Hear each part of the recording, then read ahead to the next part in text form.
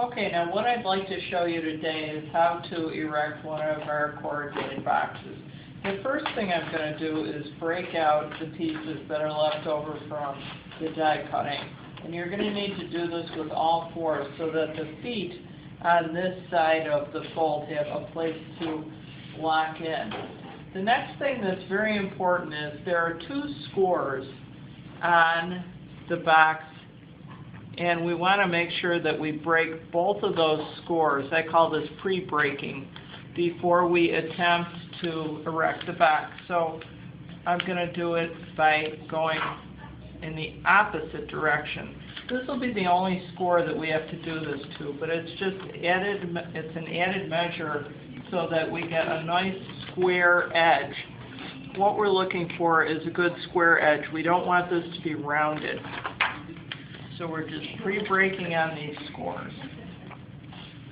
Okay. Then we're going to come over.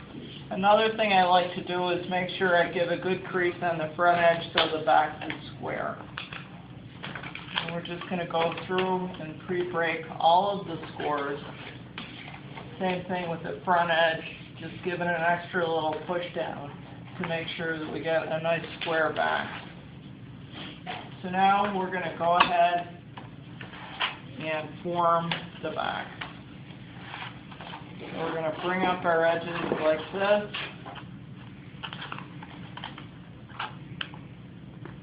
Then we're going to bring up our sides. Make sure that we have good contact.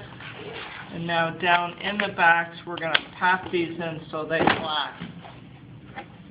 And do the same thing over here. It's a little easier when you got one side done. And pop these in so that they lock. And that's it. Our box is ready for fulfillment and shipping.